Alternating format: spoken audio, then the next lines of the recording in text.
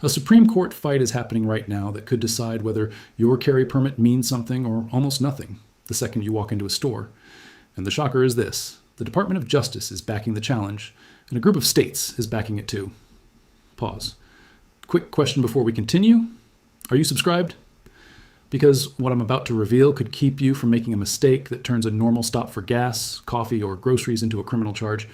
Hit that button now, because most gun owners hear about these cases way too late. Here's what just happened. The Supreme Court is now looking at a case called Wolford versus Lopez. On paper, it sounds narrow. In real life, it is huge. The basic question is simple. Can a state make it a crime for a licensed concealed carry holder to bring a handgun onto private property that is open to the public, like a store or restaurant, unless the owner gives clear permission first? Let me break that down in plain English. Imagine you have a valid permit. You're driving across town. You stop for gas. You grab a sandwich. You walk into a pharmacy. You do what millions of normal people do every day.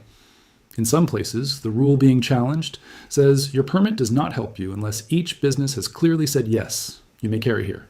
If they stay silent, you can be treated like you broke the law.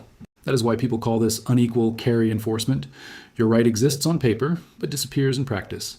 You can be lawful on the sidewalk, then become a criminal when you step through the wrong doorway. Same person, same permit, same firearm, totally different legal result. And here's the crazy part. This is not some old fight from years ago. The Supreme Court heard arguments in this case on January 20th, 2026. That means the justices are actively weighing it right now, and a ruling could come by the end of June. So if you carry or plan to carry, this matters to you right now. Now, let me explain why this case even exists. Back in 2022, the Supreme Court decided Bruen. That case said law-abiding people have a right to carry a handgun outside the home for self-defense. After that ruling, some states rewrote their laws fast. Instead of openly defying Bruen, they tried a different move. They created long lists of places where carry was banned, and in Hawaii's case, they changed the default rule on private property open to the public. No permission posted, then no carry. Most people think, well, private property is private property. And yes, owners do have rights. But here's the part nobody's talking about. The challengers are not saying a business owner can never say no. They are saying the state should not flip the default so hard that nearly every daily errand becomes a trap for permit holders. Think about how strange that gets. If a restaurant does not post anything, you might assume you're fine. If a gas station does not post anything, you might assume you are fine. If a corner store says nothing at all, you might assume silence means entry is allowed, just like it does for almost every other ordinary activity. But under the rule being challenged, silence can mean the opposite for carry. That is why this case has so much tension. It is really about this question. Is your carry right real if the state can make normal public life function like a maze? And when the justices heard the case, some of them seemed troubled by that exact point. Chief Justice Roberts pushed on whether Hawaii was treating the Second Amendment like a disfavored right. Justice Alito warned against turning it into a second-class right. Justice Kavanaugh questioned whether there was enough real historical support for such a broad rule. But liberal justices sounded more open to Hawaii's argument that property owners should control who brings guns onto their land. So no, the outcome is not locked in. That is what makes this so important. If you're finding this helpful, imagine what you'll learn in my next video about the 5 words that protect you when cops ask about your gun. Subscribe so you don't miss it. That one could save you from saying the wrong thing during a traffic stop. Now let's talk about the bombshell part of this story. The Department of Justice did not stay on the sidelines. It filed a brief supporting the challengers. Read that again. The federal government argued that Hawaii cannot gut the right recognized in Bruen by making carry on private property open to the public a near total no-go zone unless owners give express permission. That matters because DOJ briefs carry serious weight. They tell the court, this is not just a local argument, this has national importance. And DOJ's message was blunt. States cannot do an end run around the Constitution by banning carry in so many ordinary places that the right becomes useless. Here's what that looks like in the real world. You have a permit, you want to pick up medicine, buy groceries, get lunch, and go home. Under the kind of rule at issue here, each stop can become a legal gamble unless the property owner clearly says yes. Most businesses do not post signs inviting carry. Most managers are not standing at the door giving verbal permission. So the practical result is simple. Your permit becomes much harder to use in everyday life. But wait, there's something even more important. Reuters reported that Hawaii is not alone. 4 other states have similar laws. So this is not just about one state in the Pacific. This case could shape what happens in multiple states, and it could influence how other courts handle future carry fights. Now, this is where it gets interesting. The question before the Supreme Court is technically focused on the private property default rule, but the reasoning in the case could spill into bigger battles over so-called sensitive places. Why? Because the same core issue keeps coming up. Can a state say you have a right to carry, then shrink that right so much that you can barely use it in normal life? Here's what most people get wrong. They hear Supreme Court case and assume the law already changed. No, not yet. Current laws still matter. If your state bans carry in certain places today, those rules remain in force unless a court blocks them or the law changes. Do not make the mistake of thinking headlines are the same thing as legal permission. Now, quick legal note. This is educational information, not legal advice. Always consult an attorney for your specific situation.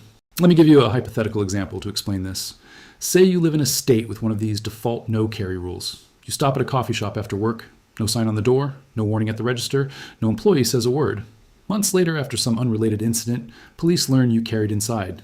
You may be thinking, how was I supposed to know? That is exactly why this case matters. It turns silence into risk. And this is the part that shocked me. DOJ's support is not happening in a vacuum. The department has also been taking a harder look at carry enforcement problems more broadly. It has challenged long permit delays in Los Angeles County, and it created a Second Amendment section aimed at looking into state and local actions that allegedly burden lawful gun owners. So whether you agree with that policy or not, the direction is clear. The federal government is more involved in carry rights fights than it used to be. Why does that matter to you? Because it tells you this is not some fringe lawsuit. This is part of a much bigger battle over what the right to bear arms means in actual daily life. Hey, 73% of people watching right now aren't subscribed. Don't be part of that group. Join the gun owners who get these updates first. Click subscribe because these cases move fast, and missing one ruling can leave you dangerously out of date. So what happens next? There are really three big possibilities. First, the court could rule for the challengers in a strong way.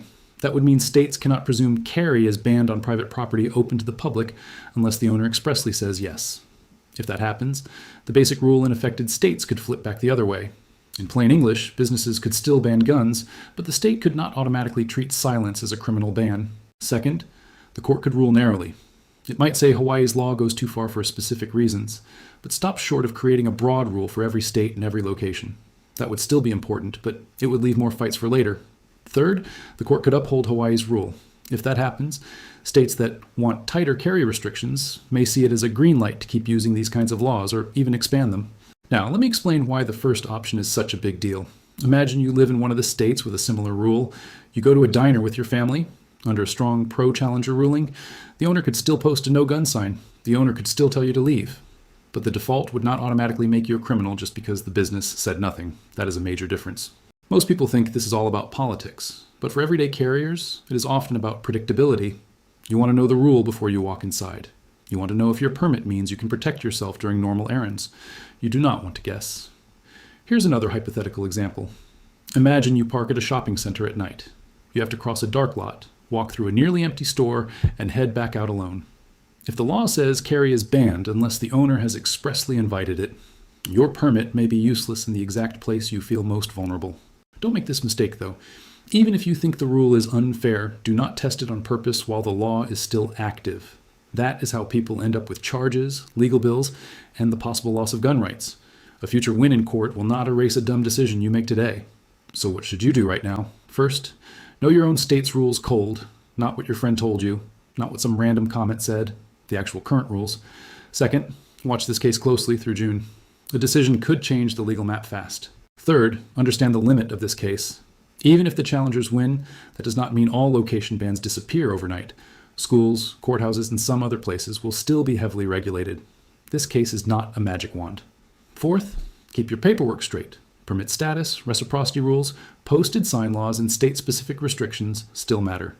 And fifth, stay calm when the ruling drops. The first hot takes online are often wrong. The real question will be what the court actually said, not what somebody's thumbnail claimed. Here's the part nobody's talking about.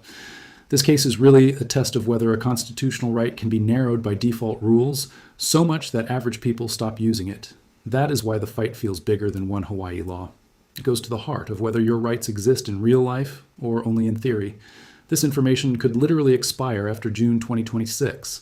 Subscribe now because the next video explains exactly what you need to do when this ruling lands and what changes immediately in the states affected most. So here's the bottom line. The Supreme Court is weighing whether a state can treat carry-on private property open to the public as criminal unless a business gives express permission. DOJ is backing the challenge, and that tells you this is not a small case. If the challengers win, the court could put real limits on laws that make carry rights vanish during everyday errands. Pause. And if you carry, or ever plan to, you need to pay attention now, not after the decision drops. Subscribe today, because I'll break down the ruling in plain English the moment it happens. And one last simple reminder, laws are different from state to state, and they can change fast. This video is for education, not personal legal advice. Always check your local law and talk to a qualified attorney if you need advice for your exact situation.